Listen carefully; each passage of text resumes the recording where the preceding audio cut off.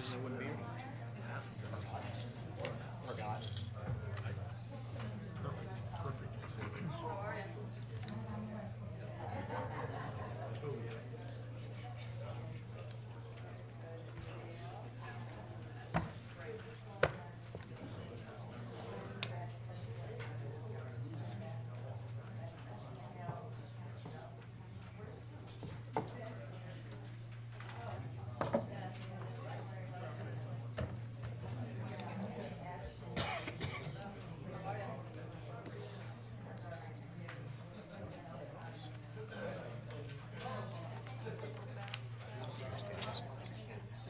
Just fix the candy.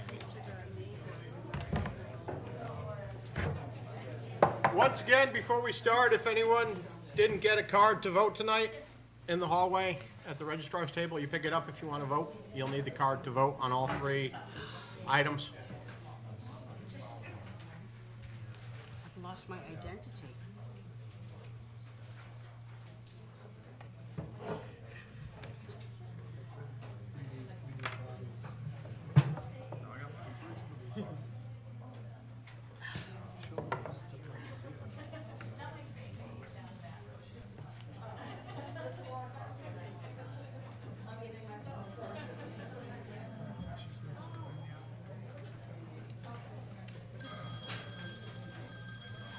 Vegas. Scam calls. Banned. Candy says she's in here. Okay. Best ones I got a few from China. The best ones I got a few from China. You get one from China. Sometimes. Only a few times before. I've never seen that before. Yeah, apparently it's Read the call. Oh, it's a scam. So it shows the China number, but it's not really from China. the goal of it is to triple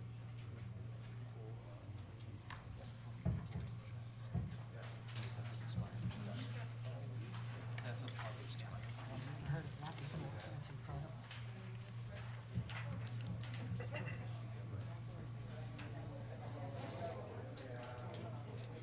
Mr. DeCamera is here.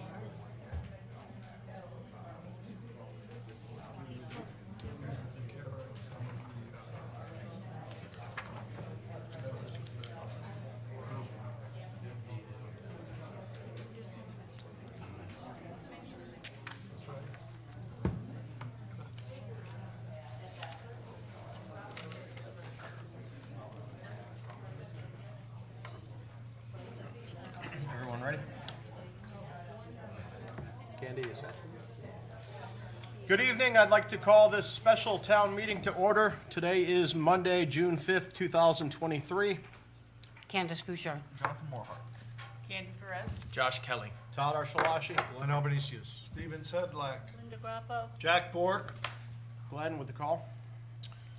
Okay, for tonight's meeting, the purpose, consider and possibly act on the proposed sale of the Bachelor School Building located at 201 Pratt Street. Secondly, consider and possibly act on the proposed sale of 17 Front Street. And lastly, consider and possibly act on granting a permanent easement on town-owned property in the area of 840 East Wakefield Boulevard. Thank you, Glenn. At this point, I'd like to turn the meeting over to Town Manager Josh Kelly. Good evening, everybody.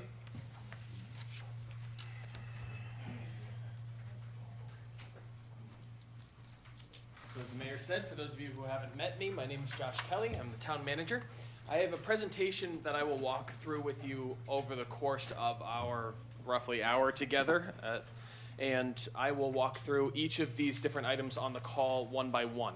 As we go along, please think about what questions you might have. Certainly there will be room for discussion before this item, any given item moves forward for approval. And I will also make sure that we are hearing from individuals who are experts, especially on the sale of the Bachelor School. But let me dive in. We've already gone over our agenda for tonight, so I'll start with the sale of the Bachelor School property.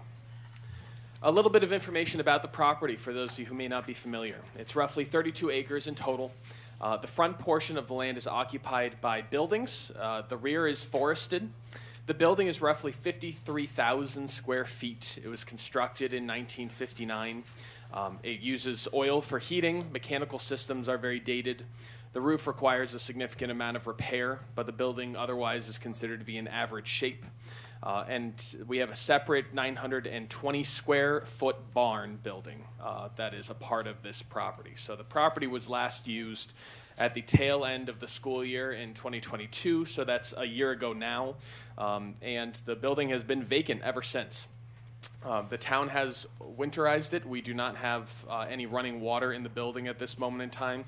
The electricity is still on to ensure that our security system remains active. So the town, when we made a decision to transfer our students at the elementary school level over from Bachelor to the Hinsdale School, a commitment was made, and it was decided that the Bachelor School was not going to be used going forward for elementary school purposes. So we've had time since the Hinsdale project was approved to move forward to consider what the next step should be. Like I said, the Board of Education vacated the property in June 2022, and the town issued a request for proposals for the purchase and development of the Bachelor School property in July 2022. As many of you know, the town's in a situation right now where we are in need of growing our grant list. It is in the interest of our taxpayers to make sure that we have more individuals who are part of our tax base. That means that we are able to provide the same level of service, and we're able to improve our roads and bridges and all of the other things that you've seen over the last several years without needing to raise the tax rate on all of you. So I proposed, and it was reviewed, edited, and approved by the Board of Selectmen to issue this request for proposals. And it was issued for a significant period of time, a little over 2 months, and 2 proposals were received for the use of this property. The Board of Selectmen, the town manager's my office, the Planning and Zoning Commission have all held a myriad of public and targeted meetings to determine the best path forward. Certainly the Board of Selectmen's discussed this publicly. There was public discussion on whether or not to issue the RFP. My office has held a couple of different, and I know that some of you here in attendance today were able to attend those informational meetings about the 2 proposals that the town received, and to hear a little bit more from potential developers about exactly what would be going in at this property if the proposals were to move forward. So the proposals that we received. The first was for a light manufacturing plant to be installed in the school building, the building to be acquired by the proposal for a proposed $25,000. This activity is not permitted in the zone that it currently resides in, which is a rural residential zone. This whole neighborhood has a fairly rural feel to it as you drive up Pratt Street. For those of you who haven't been up there, I do encourage you to go up, see what I mean, and light manufacturing is not a permitted use in this zone. The second proposal that we received offered to pay $300,000 to create 32 affordable housing units. We'll talk a little bit more about what exactly affordable means. I know that that's probably the reason why some of you are here tonight.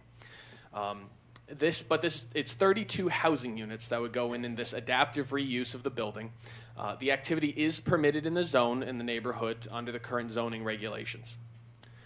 So my recommendation after reviewing these proposals and working with the Board of Selectmen was to move forward with this offer that we have to reuse a significant parcel that we have in town to get it back on the tax rolls while also getting money by being paid up front for the purchase and acquisition of the property at $300,000. So the Board of Selectmen at this moment in time unanimously voted to move forward with this proposal. And it was referred to the Planning and Zoning Commission, who's also reviewed this to determine whether or not it is compliant with the town's Plan of Conservation and Development. That's a document that we adopt every 10 years to determine really the town's path forward. What are our goals over that 10-year period? What are the areas of development and areas of conservation that we need to work on in order to improve ourselves? The Planning and Zoning Commission did also find that this is consistent with the Plan of Conservation and Development, referred it back to the Board of Selectmen, and it was at that time that the Board of Selectmen called this meeting here tonight. In order to move forward with this proposal, a majority vote at this meeting needs to be taken in order to authorize me, on behalf of the town, to sign documents along with the Board of Selectmen's approval to complete the sale of the property.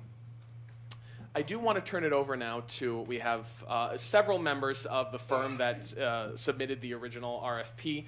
I'll let them introduce themselves in detail, but I'd like to welcome up Dave Berto, who's speaking on behalf of the purchaser. Should I sit there? Would you like to? It's probably better for everybody to hear you.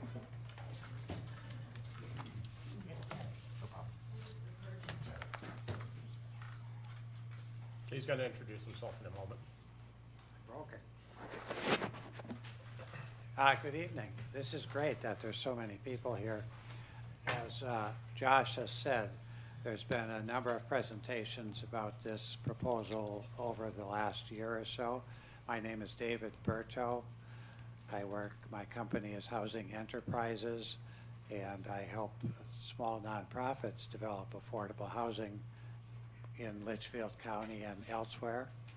I was involved in getting the funding for the senior housing that Northwest Senior Housing Corporation owns, has operated for a number of years, and I've been working with the current group to get to this point for this presentation. The presentation that Josh has put together so far is actually pretty good and a good summary, and then he's going to have some additional slides afterwards. You do have some handouts here. I just really want to go over a couple slides that are over there, and I'll change them as we get to them. But as has been talked about, this is an adaptive reuse of the bachelor school. The buildings themselves are in relatively robust condition. Their internal needs to be all redone, but they're well built.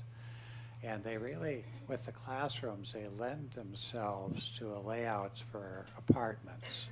So that's a good thing for being able to move forward. The layouts are good size. I'll show a detail in a minute. As I said, we're going to be redoing everything on the inside, the walls, floors. The roof will have to be redone, windows, insulation, high efficiency heat pumps for heating and cooling. Excuse me, sir, could you speak up a little bit? I forgot my hearing aids. Okay, is that any better? Yes. Okay, Thank you. thanks. Is he expecting? As has been said, the property has the area that is where the school is, which you see on this drawing. And off to the front is the access to the main road. And off to the front right is where that little barn is that's been talked about. And then everything to the top doesn't show here. There's a larger site than this. The rest of it is in wooded area and will be preserved as wooded area. Excuse me, now that you explained the building, the $300,000 that you're paying the town, is that federally funded money or is that capital? Does we answer now? You can answer now if you so choose. I'll answer that now, but I heard we were going to have questions later. The funding for the purchase and the funding for the rehab has yet to be obtained. And in order to go forward and get that money, like we did for the senior housing, we have to get through this process of having the ability to move forward. And that's why we're having this meeting tonight.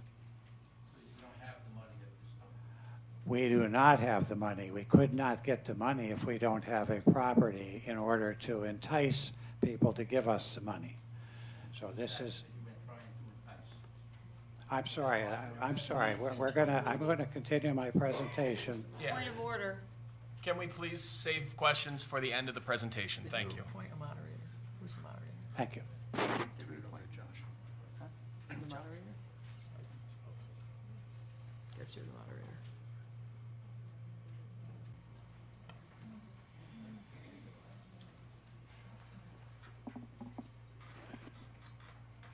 This plan shows in more detail the planned layout for apartments.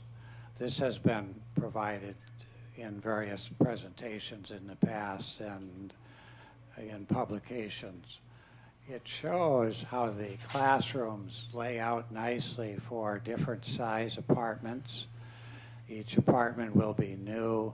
Each apartment will have a kitchen and a bathroom and living rooms and common spaces as shown there. And you'll notice in the center is a large common space that right now has been the gymnasium, the cafeteria, the sports area, some offices, and things like that. The challenge with that is they don't have any windows because they're all internal, so they don't lend themselves to apartments. But it gives us considerable flexibility to provide a full range of services in there, and those details will be worked out later as we get beyond this and we can start doing detailed planning and presentations. One of the things that you undoubtedly are aware of is that this still, after we get to this point, needs to go through all of the town approvals after the details are determined. So this is just the next step in getting there. All of the other approvals that you would have to do for anything like this will come later. We had a series of discussions with the public. We had discussions with the neighbors. We asked for input. We got some very good input from the neighbors and from the town, and we incorporated those inputs into our high-level design that we have now, and then we will continue to carry those forward. Amongst those was obviously improving the way it looks from the street. It's old and tired. The parking area, the shrubbery, the front, that will all be fixed up as part of the work. But beyond that, there's also going to be visual buffers put in there so that the headlights from the parking don't continue to show down into the neighbors. That was a good input, and that's easily implemented. There is a current security system. There'll be an upgraded security system with cameras and monitoring as it goes forward. What you'll also hear, as I said earlier, is that the land that's not being used by the housing and the land that is being used by the housing is that land that is already developed, either as a cleared recreation area or parking or the school. All of the rest of the land will be retained as preserved open space, and in fact will be retained that way by that the town will retain ownership of the rest of that land, so that the land that's being transferred will only be the developed land where the school and the parking and the cleared areas are.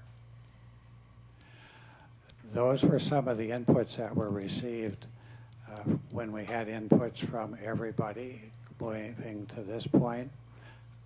There was, and there always is, a question. This is affordable housing. What does that mean? Affordable housing is housing, basically, without being too obvious about it, that is affordable to people that have restricted incomes, but people that still have incomes and families and incomes that are working and living in town, so that they still pay rents, and their rents are based on their income, so that they do not pay more than 30% of their household income for housing costs. And what this project will have is a range of apartment sizes and then a range of family incomes. And then the rents will be set based on those family incomes, as I said, so that people with different income ranges will be able to live there and will not be overburdened with their housing costs. What you'll hear is area median income. That's the benchmark for determining affordability. The area median income is what it sounds like. It's the median income of the area, in this case Litchfield County, based on family size. The median income for a family of four is over $100,000. We will be providing housing for people at 80% of area median income and levels lower than that based on their incomes, and then they will be providing rents based on their incomes for the different levels of housing. So this is affordable, but it's affordable for people who have incomes and are working in town or in the area and can't really afford anywhere else. There is a lot of one-bedroom apartments. This is all handicapped accessible. It's on 2 levels, but the 2 levels are connected by an elevator. So the entire property is accessible for seniors or anyone with disabilities. And with a large number of one-bedroom units, this will be available not only for families, but for individuals and for seniors. Well, it provides a wide range of opportunities.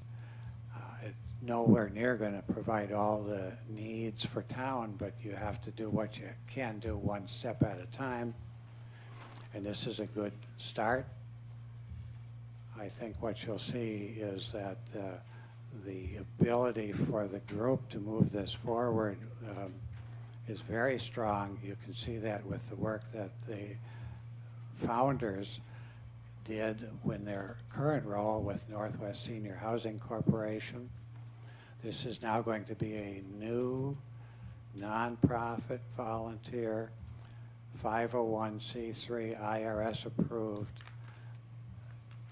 corporation with local board members who will be doing this as volunteers because they believe in it.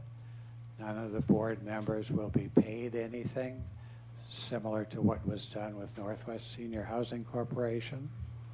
And the funders require that in order to ensure that their funds are being used for the housing. I don't think I have anything else to present at this point unless the group here has any questions. Any questions from the board? Josh? Thanks, Steve. That's okay, I'll get it. Thank you very much. So my apologies, Dave just went over a lot of information. My apologies if any of my slides are redundant, but I do think it's important that you have more information rather than less. But first, I'll go over the draft agreement structure. I think this is the crux of one of the questions that we received. This is what you're getting at. So at this moment in time, Northwest Senior Housing and the corporation that's being formed under this umbrella doesn't have the money in hand. They need to have access to the property. They need to have something signed from the town saying you have the opportunity to move forward with a housing project on this site before they're able to apply for the myriad of grants, federal, state, or otherwise, that they are going to seek as a nonprofit agency in order to be able to fund the renovation of this building. So there's no money that is coming from the town of Winchester with this. There is, and there's a lot of money that will be able to go into this in order to make the improvements that are going to be seen at the site. The way that we are drafting this agreement and what you're voting on today is not to sell outright to them. They are not going to walk, if approved, they will not be walking out of this meeting having now paid for and own a building because they don't have the money in hand. What we are proposing is a lease to purchase agreement. It's a lease that has an option to purchase baked into it. That option to purchase is set at $300,000 at any point in time. If they deliver a check to the town attorney, Kevin Nelligan, with worth $300,000, the option to purchase is initiated and the transfer occurs. Up to that point in time, what we're proposing right now is a 2-year lease agreement that gives the Northwest Senior Housing Corporation the opportunity to work through the various federal funding sources. I know that they are already working on a few of them, including congressionally directed spending, which is something the town has been very fortunate to move forward in as well, in order to obtain this money that's needed. This lease agreement takes financial responsibility off of the town. We will be paying thousands of dollars just to maintain the front lawn next year if we aren't moving forward with this proposal, just because it takes money. It takes a lot of time, energy. We have contractors that go there right now to maintain the outer structure and the grounds of the building. Northwest Senior Housing is willing, during this lease period, to take that off of our hands. They will be paying the utility bills during this time. They will be maintaining the security system at this time. All of these things are the partnership that we are seeing with Winchester Housing Partners, which is Northwest Senior Housing's new group that they are going to be forming. And there are a couple other key pieces to keep in mind, too. It is important that they have this agreement in place as they seek grants. I know I've said that, but please make sure you bear that in mind. They need to have that in order to show these different government agencies that they have access to the building, and the town will keep control of about 19 acres of land for conservation purposes, as well as ownership of the barn structure for waterworks storage. So these are amenities that the town will be able to maintain while we are able to take in an amount of income and ongoing taxable income. So this isn't the best picture, but if you can see, the total blue outlined box up on the screen is the bachelor school property. Actually, I think you can probably see my mouse. So this is the whole property here. What they are going to be taking with this agreement is what is in light blue down here towards Pratt Street, towards the road. The yellow portion, the outer portion, is what will be maintained and owned by the town. Like I said, this is forested area. There is no reason to believe at this point in time that we are going to incur great costs to keep this. It's a nice conservation piece, and maintaining the barn allows us to keep the current character that's at the site. We actually had a few neighbors that said they would be sad if they saw the barn go, so that will be maintained, kept looking nice, and the remainder of the property will be kept in public trust. A few other important items to remember, some of which I've already gone over. The purchaser has agreed, not only, I know Dave Berto just made a few nods to the different discussions that were held with the neighboring properties. It's not just about improvements out front to make the building look better. It's not just the addition of a berm or some other feature to make sure that the lights from different vehicles aren't going into the neighboring properties' windows, but it's also improvements to the stairs down the front, to the sidewalks out in the front of the building. He said not just maintaining, but they will be expanding the security system on the site, which includes cameras that are going to help promote neighborhood safety. We know that there is going to be ongoing tax payments to the town, and the town will also be allowed to keep a significant portion of playground equipment and move that equipment to different locations around town before the final sale occurs, which I'm very happy with. So for the next steps, obviously we will have a period of time here. I'll turn it back over to the mayor in just a minute, and different questions, comments, and motions can be made. The next steps for this project, though, if approval is granted at tonight's meeting, it would allow me as town manager, along with the Board of Selectmen, to finalize and sign agreements. Agreements will be finalized, signed, and Winchester Housing Partners will be able to seek grants for improvements on the site. Once those grants are received, they will send $300,000 to the town to officially complete the purchase, and the work will be completed in accordance with their proposed timeline, which once you have the funding, our discussions have been around 1 to 2 years from beginning to end. So this isn't an overnight process. Nothing really is in this day and age.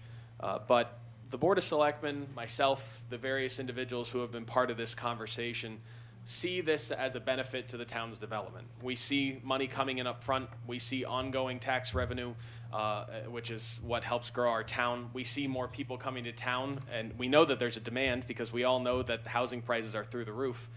So we know that people want to be here, want to join our community, and will help put money back into our economy.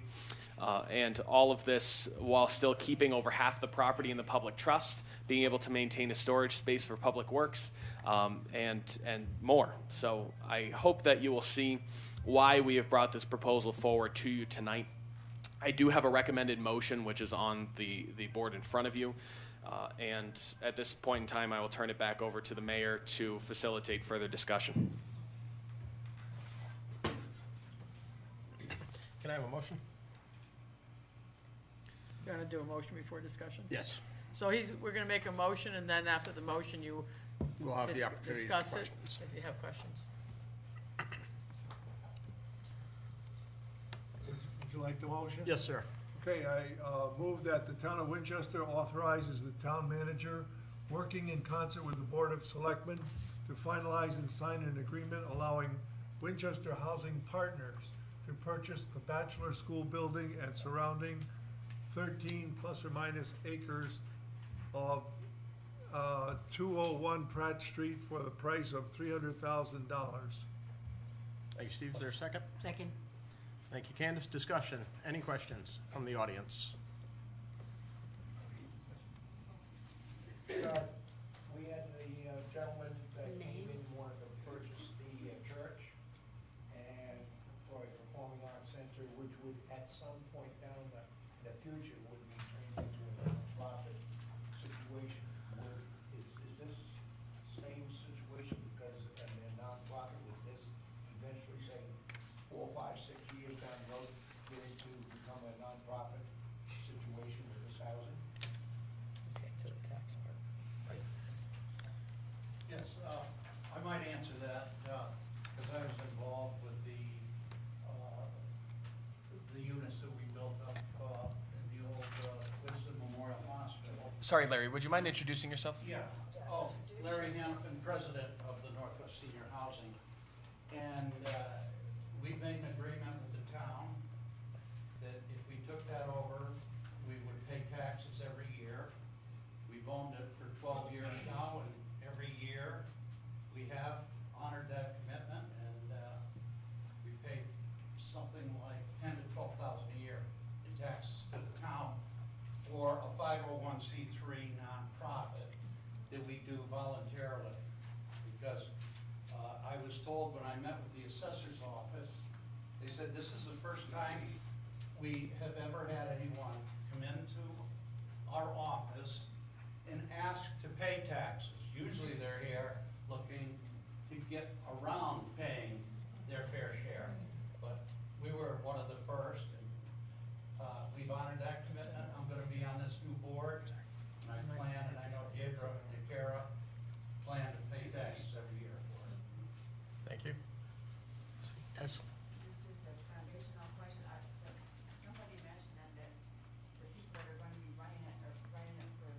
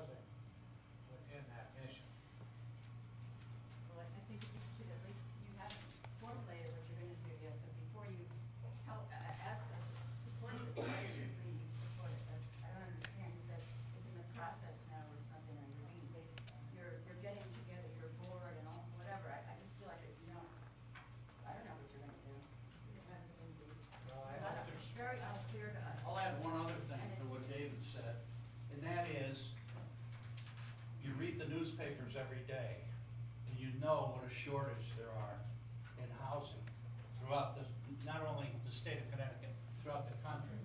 Let me give you some factual information. And since we opened in 2012, the Northwest Senior Housing, or the Susan B. Perry Housing as it's known, we have had a waiting list. And today, there's something like 12 or 13 people on a waiting list, and we only have 20 units there. So there's a need there. We know people are homeless. They live on the streets many times. There isn't enough housing for veterans. That's our mission. That's my personal mission. I want to see more housing for people that need it. What about my personal mission? I didn't get a chance at my personal mission. I'd like to respond to that. Excuse me, Wait, please. Colin. We are going through the moderator, the mayor. We have a question over here. I have a question. The rest of the acreage, is it also in the plans down the line to develop the rest of that 13 acres and to put more housing in there possibly? Is there a possibility of developing additional housing? At this point, my understanding is the answer is no. Is it a definite no, or is it? It's a no. It's a no. Oh, and that'll be no. Definite no. Nothing else will ever be developed there. You have it from the president of the association. It's a definite no. Okay, and also, I've been in town long enough to remember when in Hartford, the billboards were advertising low-income housing in Winston. And that has not helped us. We haven't really progressed in many ways. Yes, there is a need for affordable housing, but how about if we put in, single-family home housings that are affordable, that people that are, not just a one big building divided into apartments, something that will improve the town. And also, how long did you actively try to pursue other people to develop this area? How long? 2 months is from what I heard initially. That does not seem logical, that for only 2 months you put it out there to see if you got anyone that could come up with another idea to develop this beautiful property that's near the lake.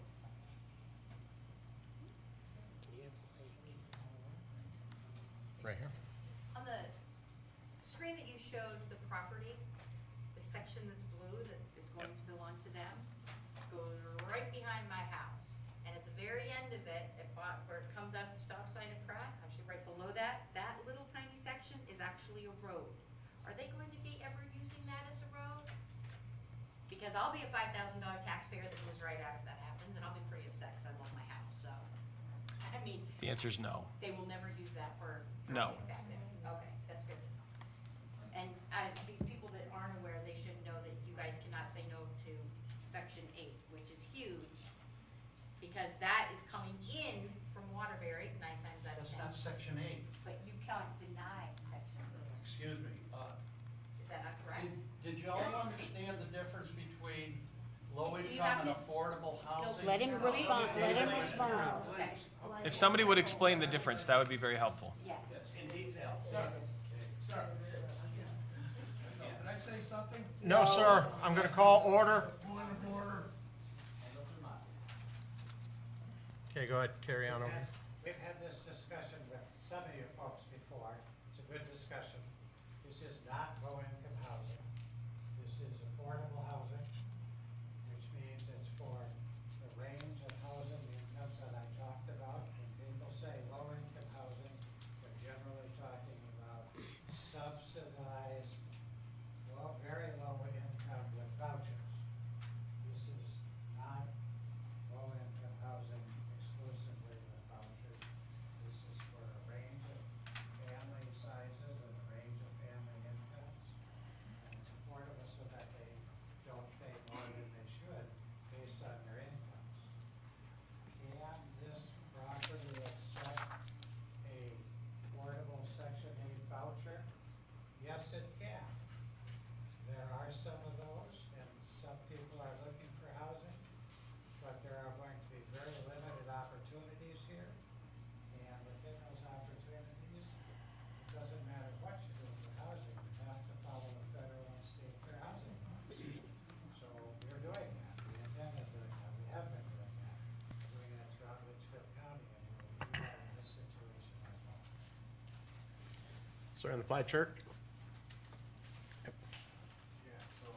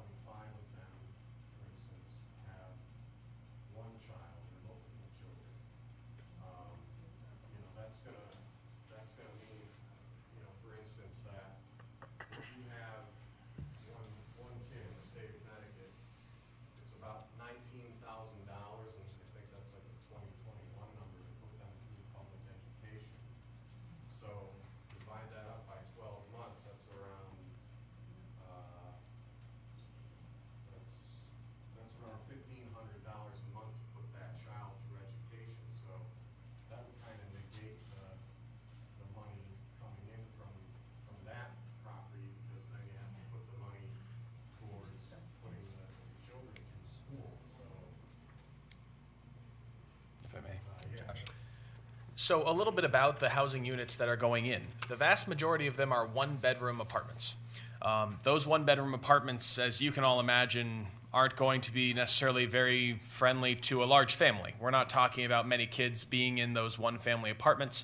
I believe that there are perhaps as many as 3 two-bedroom apartments, and the remainder will be actually studios. So there won't even be individualized bedrooms. The focus of this housing project is really, as I said, focuses on one-bedroom housing. That's going to lend itself to seniors. That's going to lend itself to individuals who are at least old enough to have their kids have moved out, individuals who don't have any children, young individuals who want to stay here in our town but don't have the financial means to be buying a house at this point in time. This is really targeted towards the people who want to be here but can't afford to have a full home of their own. And I invite certainly anybody else to speak on behalf of Northwest Senior Housing too.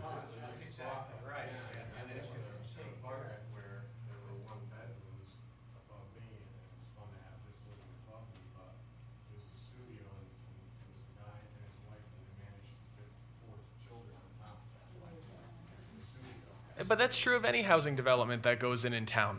Whether it's single-family homes, if this building were demolished and you install single-family homes, you're going to have children that come into town.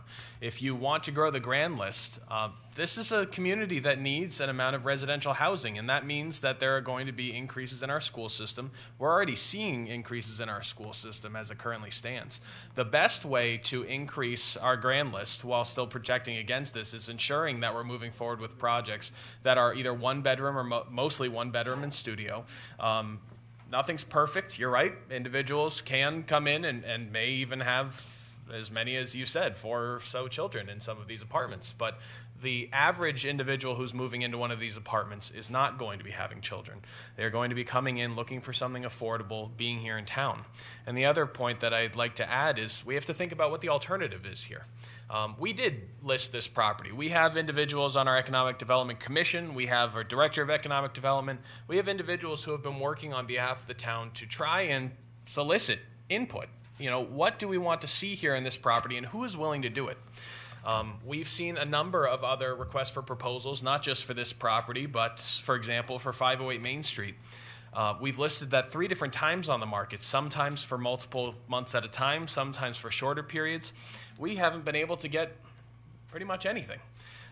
We need to have a developer who's willing to come in and invest and participate in the process. What we have here in front of us with Northwest Senior Housing is a partner that's already in our backyard. For those of you who don't know Susan M.B. Perry, that's up by the Winstead Health Center. It's a very well-run, very well-kept facility. And I don't think that anybody here could call into question the quality of the residents who reside there. I actually think that some of you in the room may fall into the category of being residents of that development. So the alternative to not moving forward with a proposal like this is more time. It means more time going back out and trying to find a partner that probably isn't local, that may or may not come to fruition, that may or may not be willing to pay $300,000 for a building after the weather, the weather's taken its toll on the building, after time has passed, and the building may fall into such a state of repair that we aren't able to get anything for it. This is a good proposal that's come forward for a fair price value.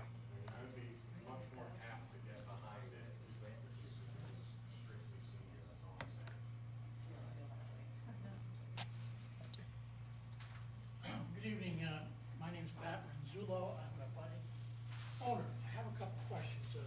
You said that the property, there were 2 proposals. After the property had been listed, or how is it presented to the public for offers? Was a professional contacted and engaged to sell the property at a specific price?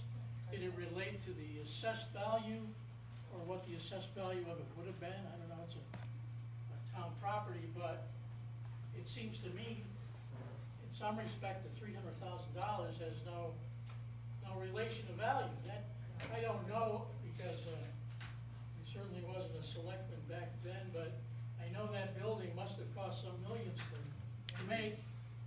We know it's structurally sound. We know it's 53,000 square feet, and we're told out of those 53,000 square feet, we're gonna have 32 apartments. But they're only gonna be single, one-bedroom apartments. It seems to me that there could be much more to it. The other question I had was, why are we leasing it to? What does that have to do with anything? How much does it really cost us to have the lights on for the security and the security system for a year? How much does it cost to mow the lawn? Why is it necessary that they should have the rental usage of the property for 2 years without having to do anything except collect rents if they're renting it without improving it? And is it really necessary? How do we know that it's necessary that they have this lease in place for them to talk about getting a grant or some money from the state? Why not a simple contract saying, on a certain date, you can buy it for X number of dollars? I don't know why the lease is so important to the project. I don't know why we're talking about 32 units when we have 53,000 square feet available. We're talking, you showed a diagram of the parcels that you thought would be going with the lease, but will that be part of an agreement? Before we have a lease document that talks about doing something, shouldn't we also have the actual proposed deed that they're gonna get down the future? If there's gonna be easements, if there's going to be boundary lines, where are they? That's what you would do in a standard option of purchase. There's a lot of gaps in that document, but even the necessity of it, I question. So I'm also, back to the two offers. It seems to me that you had two very different offers. Of course, the first one at 25,000, and it was not a permitted use in that zone, didn't make any sense at all. But it seems to me that there might be other housing opportunities where people might pay more than $300,000 for such a building, especially when you're, it's in a location, it's quiet, it's a dead-end road. There's very little activity up there. But I'm just wondering, was it formally put out to somebody to seek a buyer? Or was it just, I talked to somebody on the Economic Development Commission and they don't think it's up to speed? What exactly happened, Josh? You got it. So this was put out for a formal public request for proposals. That was marketed through the town's website. That was marketed through Advanced CT, which is a statewide nonprofit agency that works across the state to make sure that they are connecting developers with individuals that have properties just like this one. I know Courtney Hendrickson, who was working there at the time, very well. She helped us make sure that this was circulated widely. Beyond that, we have Director of Economic Development Ted Schaefer, who has a number of connections here in town. We already knew of some individuals in town who may be interested. We made sure that they had the offers in hand. And we made sure that this was well advertised. It circulated. I know of individuals from pretty far downstate who had an interest, who took a look at it and ended up passing on submitting a proposal. And we're lucky that with the two proposals that we had were from agencies and individuals who were here in our backyard. Again, we're talking about individuals in our community that we know, that we can trust, that we know will be partners moving forward with us. In terms of costs going forward, we're talking about, right now we're in the middle of budget woes. I think everybody knows that we have a budget that failed at referendum recently, and we are being forced to cut different costs out of our budget. So when we talk about different costs to maintain this building, mowing alone, we're talking about $8,400 for our contracted mowing and lawn maintenance service for a full year. Yes, that's correct. That's never mind electricity, that's never mind oil, keeping up the building to any other extent. That is just the lawn. It's important to us that we make sure we are using the town's public funding as wisely as possible to enter into a lease agreement is really the least we can do on behalf of the taxpayers to make sure that we aren't continuing to maintain this building when we have an understanding with the, when we have an understanding with the agency that's looking to buy this, when we have an opportunity to approve this to move forward, to continue to pay on behalf of the taxpayers into maintaining the property. But beyond that, you had questions about why the lease was necessary. We know, and I know after having gone through many rounds of federal grants, right now we're on the docket for another $9.4 million in Winstead this year through the Congressionally Directed Spending Program, which I know our partners, our proposed partners, are currently involved with as well. In order to have these grants go forward, you need to have shovel-ready projects, projects that are ready to move. And that doesn't mean, oh, well, we talked to the town and we know that there's an opportunity somewhere down the road to maybe have housing at this site. It means having an agreement in hand that's signed. In our case, we're very lucky that we have. Between a lease and a purchase agreement. Yes, it's a lease with an option to purchase.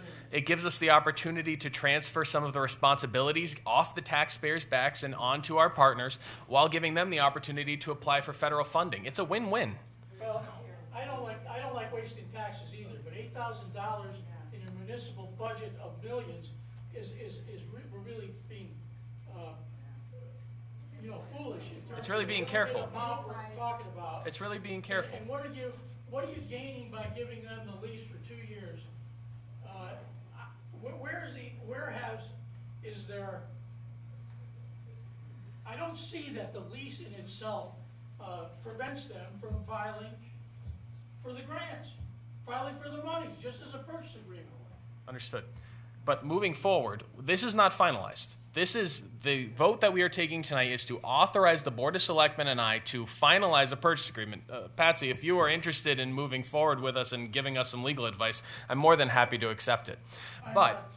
But moving forward, what we're approving tonight, I understand, but moving forward tonight, we are doing our best to provide them with the opportunity to proceed with their grant opportunities and to seek out those federal grants to really improve this site, to make something of it and to bring in future tax dollars. And we are trying to give the people of Winchester the opportunity to not just have those tax dollars join the grant list, but also to have an extra $300,000 come to the town that can be used to help maintain roads, facilities, and other programs without it coming from the taxpayers' backs. Yes, except you consider that you could rent it for 2 years and it could contain rent money to pay the $8,000 to mow the lawn, and then sell it to them for $300,000. It's not rentable right now, as it stands. It's not rentable. I would like to know what your proposed use is for it and if you're interested in renting it. It needs some work on the roof, as I understood it, and There's significant work that needs to be done to the building. It's not rentable right now. We are not aware of any firm that no one has approached the town. Certainly anybody here could FOIA my records. There's no one who has approached the town seeking to rent this space to make use of it. There's no opportunity cost to having this lease in with Northwest Senior Housing. well, I think perhaps, sir, if more people had some idea of what the town was asking for it, I think a lot of people would be dissuaded from bidding on a building that was formerly a school, that cost millions of dollars to make, when they knew you were only looking for $300,000. That's just foolish.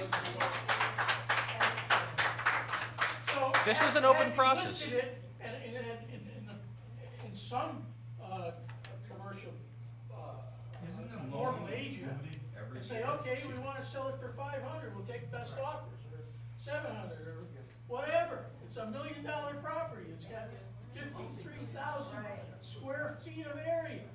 It's on 32 acres. No, how many? 32. 36 acres. And, 32. Thank you.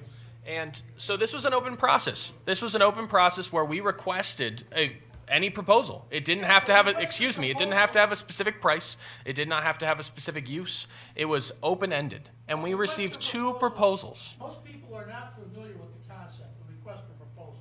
It's a very standard government process. That's not an ordinary buyer who wants to come along and put some units in. You're talking about something much different. The bell goes out, request for proposal, that's a government thing. I can't do And yet we had individuals in our community, we had multiple individuals in our community who saw that and said, we want to be part of the future of this property. And one of those wasn't successful, and he was only able to offer as much as he was able to offer, but it's one of our Main Street shop owners. And then we had the successful proposal that's made it here before you tonight. What did he offer? $25,000 was the alternative. Well, that's ridiculous. Yes, but 300 makes some sense. Please, please. Call someone else. I wanted to say something, just getting back to that piece of property and what Patsy was saying. Instead of having more housing in here, what you should have is jobs, factory jobs. You mentioned that other individual was thinking of light manufacturing, and the excuse we gave him was because it's not zoned. Why can't we go before the zoning board of appeals, have the property changed so that we can zone it, maybe put a factory up there, or do something that's more, that'll bring more money into the town. But these housing projects and the people coming in here, could you tell me how much more taxes the town of Winston get? Is there any estimate from this? How many kids? How much more is it? It's not even gonna break What's the even. increase that we're going to see from this proposal? It's not gonna, we're not gonna break even. No, we're going to break even. Order. I can't. One believe person we're at a gonna time break talk, even, please. Especially if individuals with children that have to go to school, and then the town is gonna have to take care of the road up there and other property expenses, and these people are gonna be low-income individuals.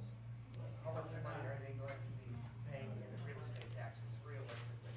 So just to clarify, we're talking about individuals in our community who may be making up to $70,000 a year as a family unit. That's a significant amount of money, and there are probably people here in this room who either are making that amount of money or less. We are not talking about low income. We're not talking about no income. We are talking about affordable housing for individuals who already perhaps live in our community who would be moving into this facility, or individuals who from around the state are hearing about what's happening in Winsted and want to be here, or who are following jobs here. So that's really important for us to take note of.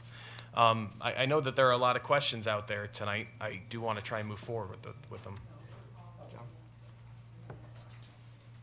Good evening, everybody. How's everybody doing? Good? Kind of break the ice. My name is Jim McGillivray, and I've been living, I have to be one of those people, certain people we're talking about. I've been in town since 1974. I've been living here in 1974. Some of the people around here, they make me feel as though I'm kind of just been here for a few months. I'm not a transient. I worked at the Winston Hospital for 23 years. I worked in the job. I pay my taxes, local, state, federal. Let's see, what else? I worked, my last 15 years of work, I worked at a nonprofit. I worked in the mental health field, and I retired 7 years ago. I can understand your concerns when you hear things like lower income. And I don't like the implication, I'll be honest with you, because some of my clients that I work with who are struggling with their mental illness, I'm sure maybe some of you have relatives, friends who are also suffering at this time, have very difficult times finding housing. I'm lucky to be where I'm at, Susan and you Perry. Again, I have to be one of those people that you seem to all seem to be concerned about. Everybody that lives there has worked most of their lives. Those are the people that were living there. I can't say who's going to be moving into this new place, but I can tell you one thing. What really hurts me is when you hear comments like, these people, and this, that kind of stuff. I know what your concerns are. I get it. So I'm here to defend myself, because I happen to be one of those people. Now, my 2 jobs were nonprofit positions. I didn't make a whole lot of money, but I'll tell you one thing. I love both jobs. I'm sure I love my job better than some of you who have your jobs now. I didn't make a lot of money, I did okay. And again, I'm happy to live where I'm living at, which is Susan Ivy Perry. And like I said, I've been a resident since 1974. And I thank you for your time. Back row, black. Yep. My objection to this is that they keep bringing up Northwest Senior Housing. I don't see that the seniors are really gonna get much out of this. Is that a building that's 32 units? It's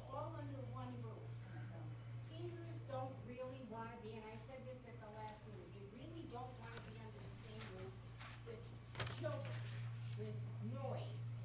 They go to senior housing as a respite from everything else, but they need a place to go. And I don't see that this project is really leaning towards seniors.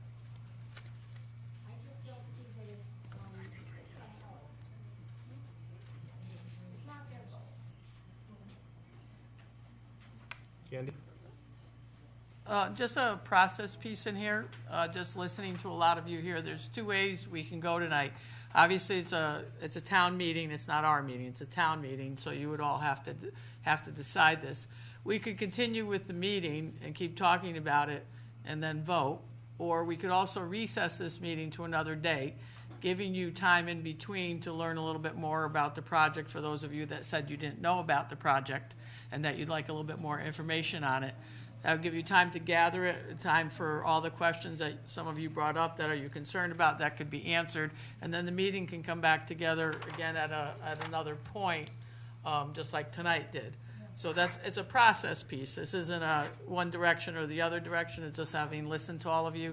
It is something that could be considered by you as the town meeting if you'd like to recess the meeting, get more information, get on a sign-up list to be, invited to a meeting or get the materials sent to you. And then you could also meet with the folks from the housing projects. I know there's some people in the community over there that live here that can answer questions for you too. But that's your process piece. The 300,000, how long do they have to come up with that? I wonder if they can. I'm assuming they can. And once it's sold, forgive me for this, but you can say that you're not gonna use the property in the back, but will there be something in the deed? And I can't think of the term for the life of me right now, that preserves that, can never be used as. Yep, a conservation easement, I think is what you're referring to. At this moment in time, like I said, none of the documents that you're seeing here today are finalized. If it's the will of this body that this not be approved unless there's a conservation easement on it, that's something that we would like to hear from you on the side lot. Now, that being said, the 19 acres that's in the true rear of the lot that's wooded is going to be maintained by the town. There will be no further development on it. What I meant, I'm sorry, that piece. Okay, yeah, no, there's no other consideration for that piece at the present time. I can't speak for any future individual who's on the board or town manager, but right now, the town is going to maintain that, and that is our plan. But what about the 300,000? Oh, the 300,000. So they have the term of the lease, which is one of the reasons why we also have a lease, is to provide a time limit. The end of that 2 years, unless it's extended explicitly at another public meeting, that is the time limit that they would have. Do you have an estimation of what the tax revenue would be from this? And would it be like a nonprofit revenue, or would it be a for-profit revenue? Do you want to speak to this, David? The short answer is no, because that's developed by the assessor based on the value. And the value has not yet been established because we're getting to that level of detail. But the property taxes would be developed the same way that everybody else's property taxes are developed by the assessor, which is to determine the fair market value of the property and then base the taxes on that. That has not yet been established because we aren't that far along, but it'll be done the same way as every other property in town. Troy? I got a three-part question. Number one, Mr. Rizzulo brought up a good point about the extra acreage. Haven't seen this on planning and zoning and accepting the offer, and passing it on to you folks. I wasn't aware that exactly what the line was until tonight. Are we shortchanging ourselves access to the back of that parcel? I don't believe so. We'll still have access through the piece of the property that includes the storage shed. But as you know, We have total that's access. a large grade there. Understood. For today, driveway, they'll never get a driveway in there. But also our agreement's going to include an easement through the driveway, because it has to be a shared driveway. There's only one driveway in to access both. Correct. We will be in perfectly fine shape for that. Number two is, can we make Winston residents first on the list for the housing? I'm being told the answer to that is no. If it receives federal funding,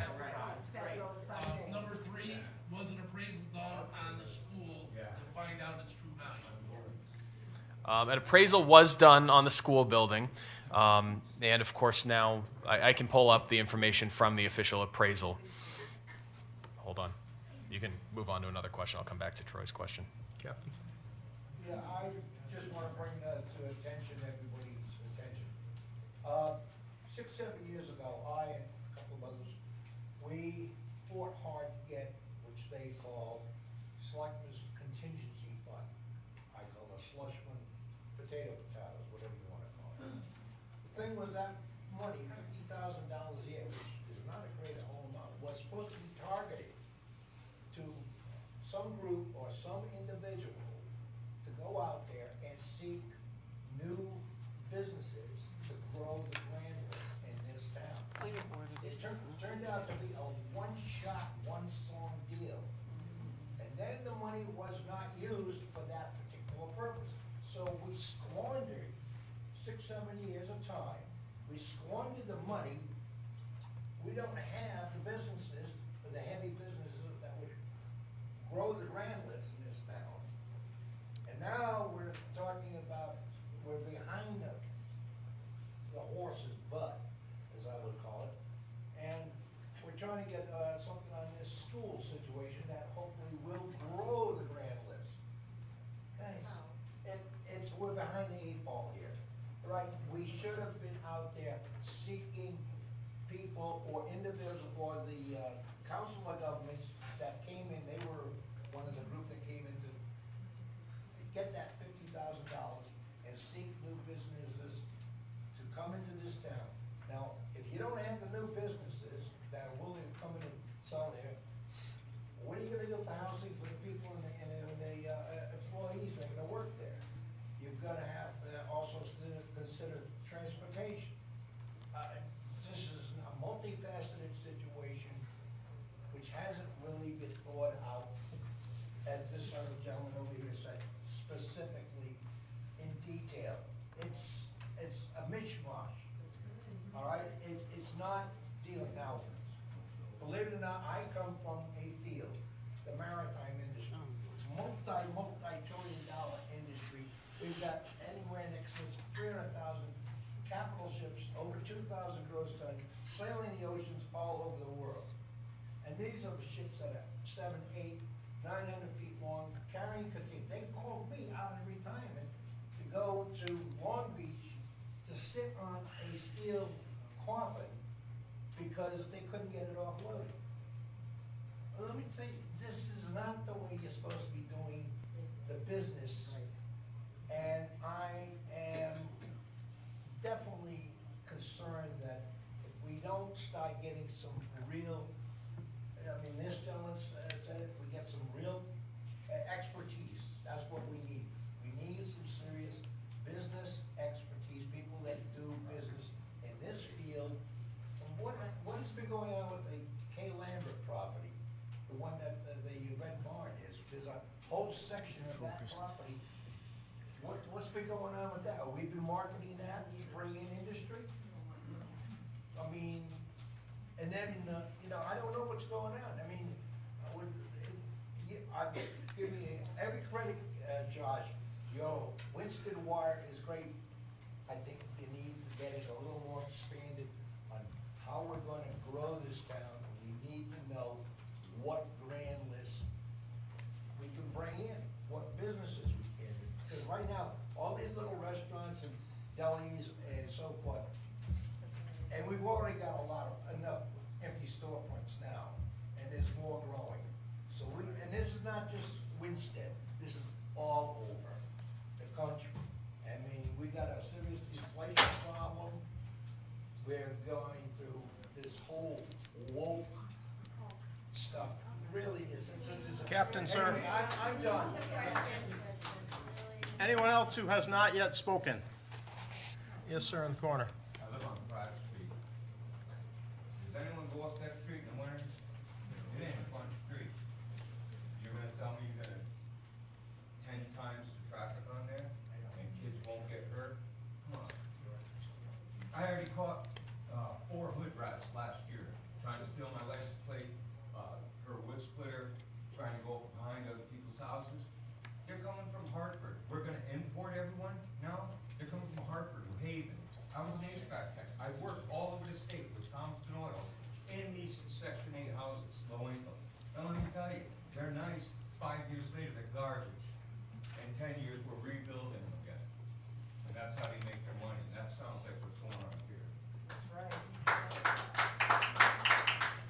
Anyone else who has not spoken once yet? Yes, in the back.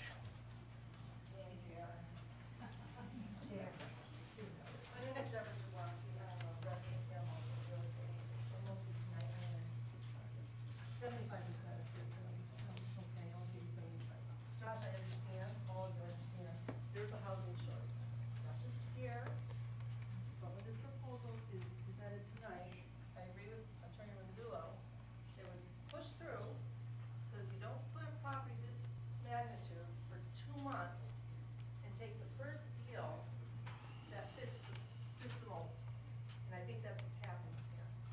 Now, you're gonna lease the property for 2 years with no definitive yes or no at the end of that 2 years that they are actually gonna buy it, because it's based on grants, the possibility of securing grants. There's no guarantee of securing these grants, correct? Say it out loud, yes. Yes, that's very true, and they need this lease in order to be able to proceed with the opportunity to, yes, to secure these grants.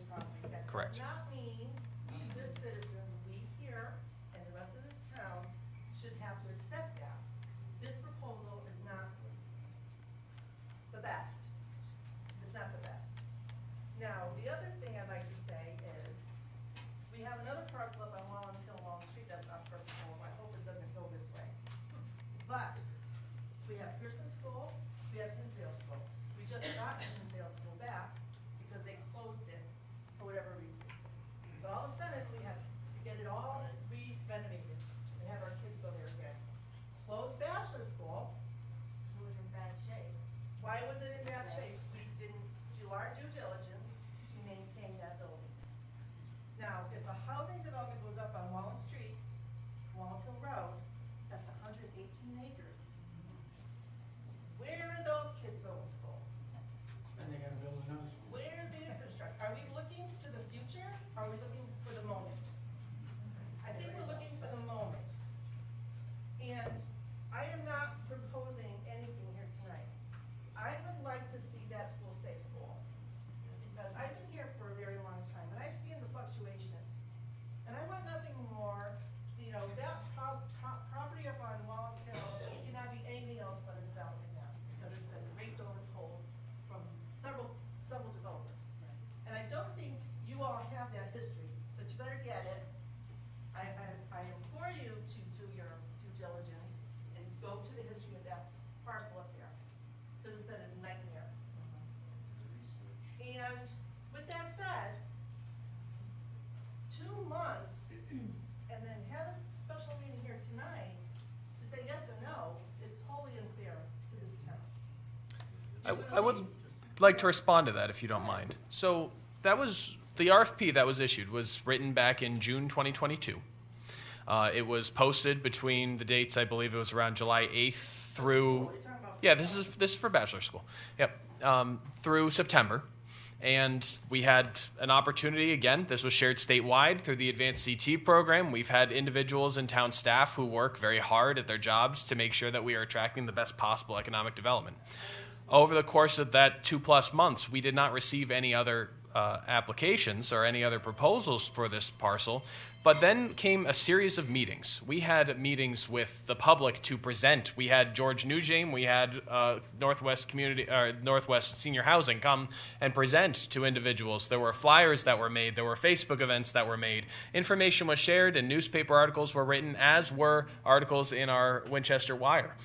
Beyond that, we had separate listening sessions specifically with individuals who live in and around Pratt Street.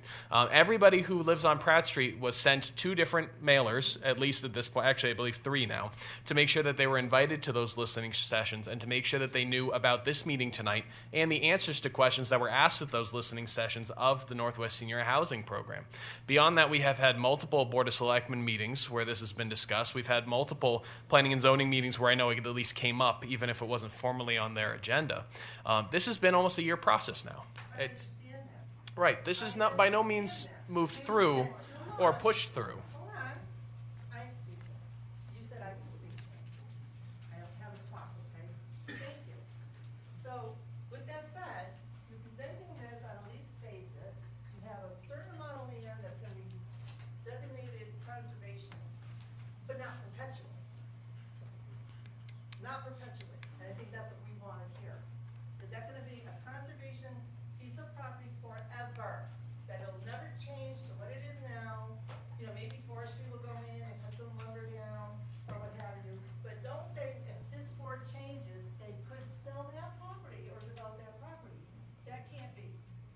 open end to this proposal.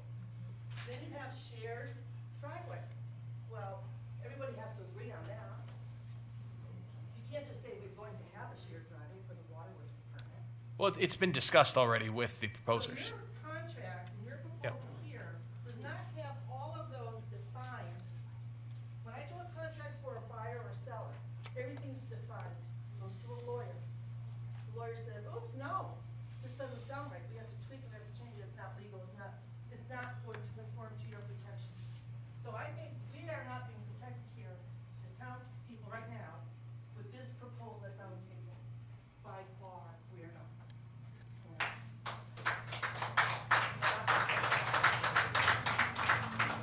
That's a problem. And then, what was the assessment? Did you find out what the assessment was? No, the appraisal, and this was conducted back in January of 2022, the appraisal at that time was $1.1 million. Yeah. $1 million. We're going to accept $300,000 to apartments. People are not buying these, are not townhouses. Where's this tax money that we want to get from this property that's worth this much money from a nonprofit, which is fine, but it's nothing. It's pennies. It's pennies. Hell, I'll go mobile on it there. I think we'd all take turns to go mobile on it. I would do it. Over there tonight. Okay, my son. I rest my case. I'd like to make a motion from the floor that we continue this conversation at a later date. Second. It's been moved and seconded. It's not the right way to do it. You have to recess. Make a motion that we vote on this tonight now. It's a move to, they're not motioning, right? It's either recess the meeting to another date, or move the question, then move the vote. So you got two things out there, both that weren't said right, so you probably need to explain the two things that could happen. Is one's to recess to another meeting. Or call the question. Or call the question, which then calls the vote. Okay, point of order. You want to explain it?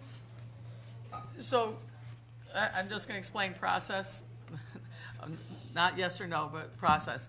So there were two things that came out. One, remember earlier I said you would recess the meeting.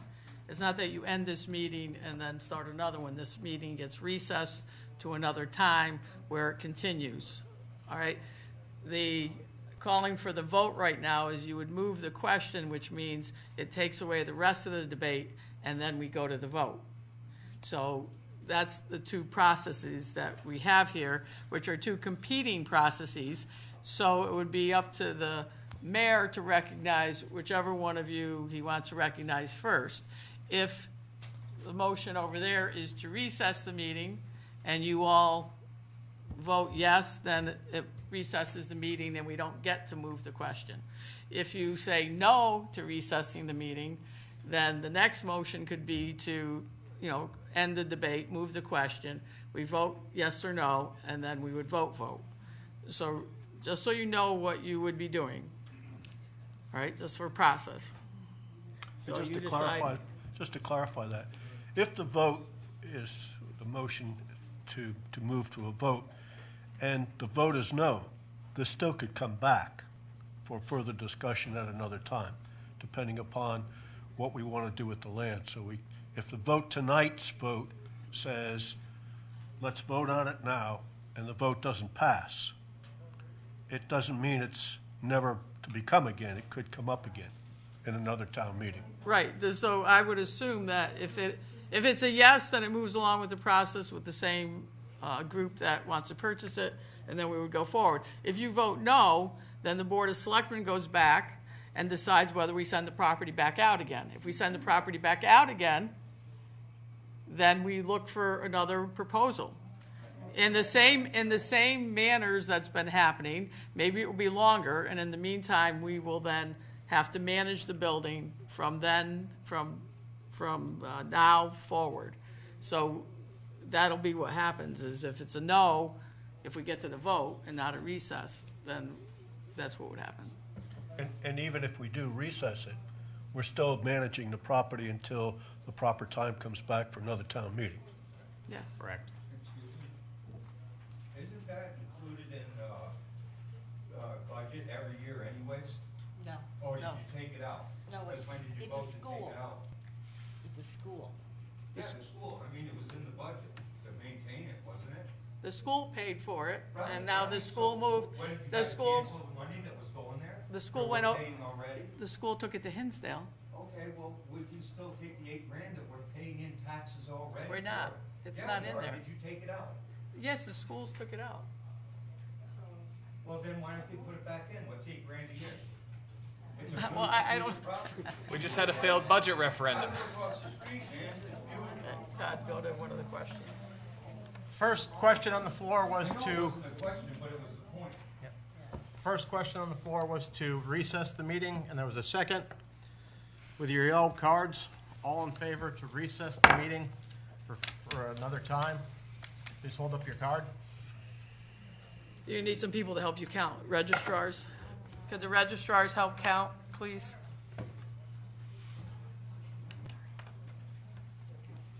And you need a yellow ticket to vote. If you don't have a yellow ticket, you can't vote because you haven't signed in with the registrars.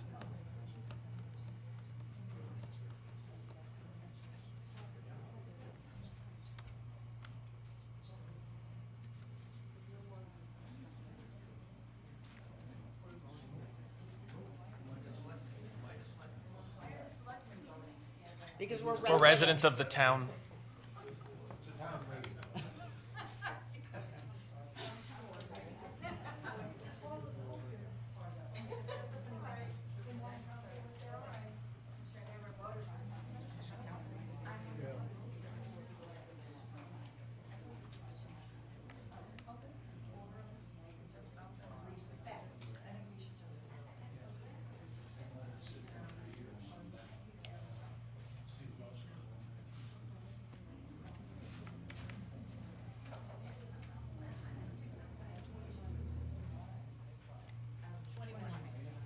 All in favor of not sending the motion, I'm not recessing. not recessing the meeting?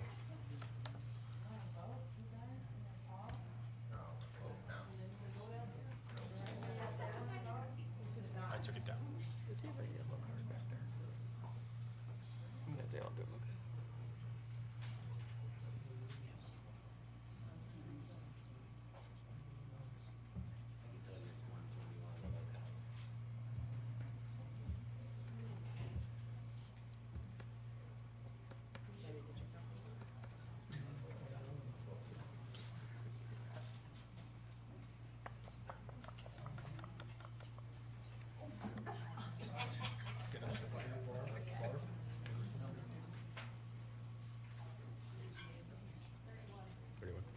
Motion fails to recess the meeting. The next motion is to Move the question, move the question to end debate.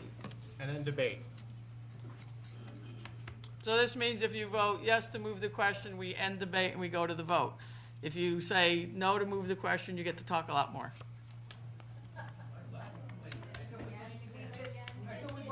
We voted no to recess, so now you could either Now you have to continue the vote. debate or move the question, which was your motion. Your motion was to move the question, which ends debate. Okay, so if you are voting yes to end the debate and move the question, hold up your yellow card.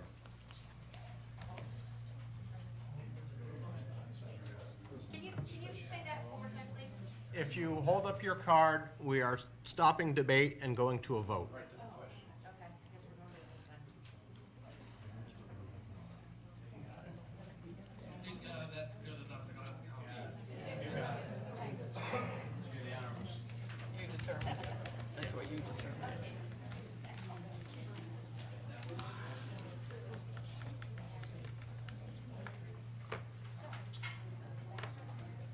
Okay, last vote on this. If you are voting yes, you move that the town of Winchester authorizes the town manager working in concert with the Board of Selectmen to finalize and sign an agreement along the Winchester Housing Partners to purchase the Bachelor School building and surrounding 13 acres at 201 Pratt Street for a price of $300,000.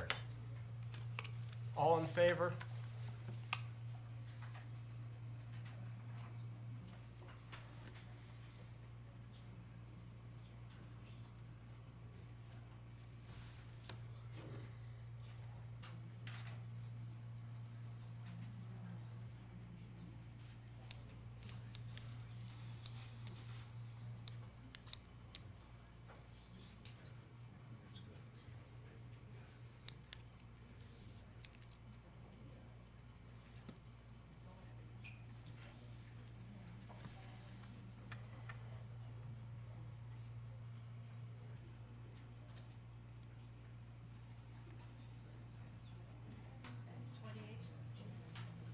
All opposed?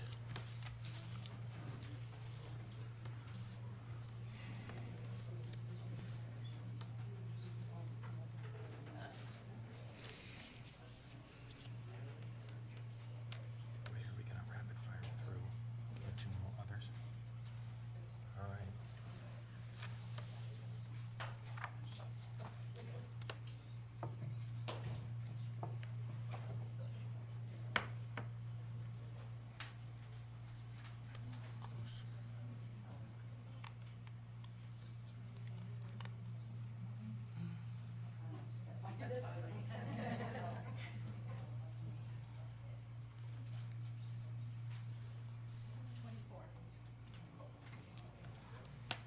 Motion passes 28 to 24. Item B.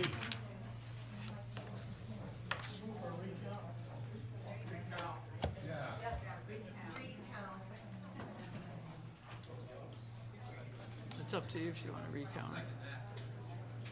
It's up to you. There are individuals who are leaving. Can you yell out to the hall for anybody left to come back?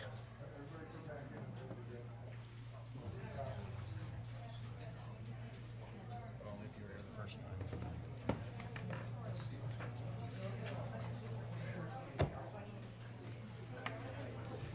This meeting's being taped, right?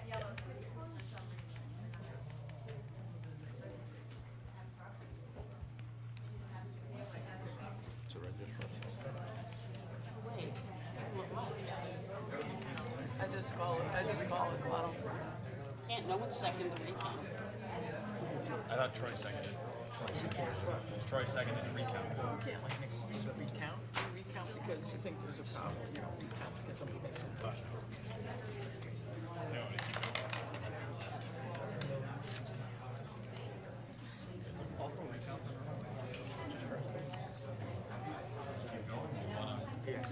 Yes, Josh, yes. Let's go to item 2. Item number 2 is the sale of 17 Front Street. The property at 17 Front Street, a little bit about the property in question. I do hope that some folks will stay and vote on this. I think it's important. It's especially important for the individuals hoping to buy it and really fix it up and make something of this property. Excuse me, please. This is still a special town meeting. The property at 17 Front Street, it was built in 1915. It's a 1,600 square foot living space on a tenth of an acre of land. And this was taken through the town, by the town through a blight foreclosure back in 2022. So the property is admittedly not in great shape. This is an outdated photo of the property. The porch is looking a little more dilapidated. But in a walkthrough with our building official, we did determine that this property is in a workable condition. It's something that could be rehabilitated. And it's something that I believe should be, and certainly would be a benefit to the neighborhood on Front Street if it was able to be improved. So the process. While a property is blighted, the main bones, as I said, are still in decent shape. We've had a conversation, being the Board of Selectmen and myself. We've agreed to list this with a realtor. The 4 offers, and that's because of the magnitude of the property. We received 4 offers that were over asking price. We received a total of 8 offers for this property. And like I said, 4 of those over asking. The final highest best offer was for $93,000. The property was listed originally for $80,000. And a local resident made the offer. That's Charles Godfrey Jr. And the Board of Selectmen and the Planning and Zoning Commission have both voted to recommend that this sale move forward to this special town meeting. So there's a lot less to present on this particular item. The proposal on the table is for an individual who is currently a resident of Winstead would be to move into this property, rehabilitate it. It would be an owner-occupied housing unit. Otherwise, this building is in bad enough shape that if it's not sold at this time, we will likely need to demolish it because more time will pass and we will not be able to see it salvaged. But this is a cash offer. There's no contingency for a mortgage. This is an opportunity for the town to get another single-family home, as we just talked about. Some people seemed excited about to get it back on the tax rolls to improve a property that's on Front Street over on the west end of Winstead, get it on the tax rolls, make it look better in that neighborhood, and receive $93,000 upfront from the sale of the property. So I do have a recommended motion for you on the monitor. If anybody is interested, a motion should come first and then discussion just as we went through with the last item. Second. Any discussion? I think it's a great idea. Seeing no discussion, all in favor, hold up your yellow cards, please. Opposed? Good decision. Thanks, everybody. Item C. Item C is the granting of a permanent easement in the area of 840 East Wakefield Boulevard. And I know that we have Mr. Pagano here with us tonight. He may wish to say just a few words about it, but let me kick off the process. So the Pagano family, the owners of 840 East Wakefield Boulevard, purchased the property within the last decade. My apologies, I don't remember the exact date. But there are portions of improvements on that property that are over their property line onto the town's property, which is the roadway. This is not their fault. This property was developed long before the Paganos purchased the property themselves. But on a technicality, in order to make improvements to their home without repeatedly needing to come before town boards and commissions for permission, a permanent easement is needed so that they have the right to enter onto the town property, make improvements to windows and siding on the sliver of their house that falls over the town's property line, and so forth. So you can see a structure here if you follow my cursor. I know it's not the easiest to see white on white on the screen, but then you have this pink line in front of it. So the pink line represents the town's right-of-way. This is right immediately adjacent to East Wakefield Boulevard, and there's a portion of this structure, this building, the house, that is over the property line onto the town's easement.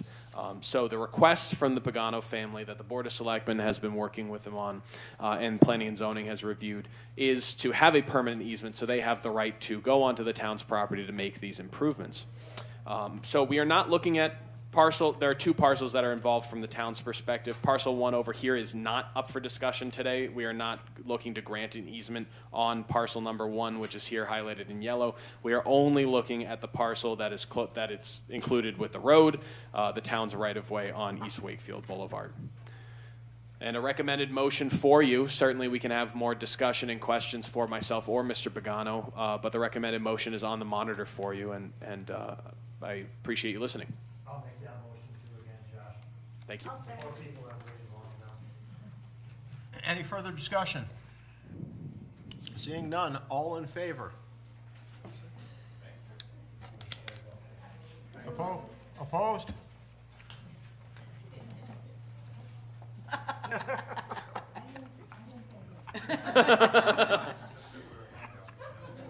Sale passes.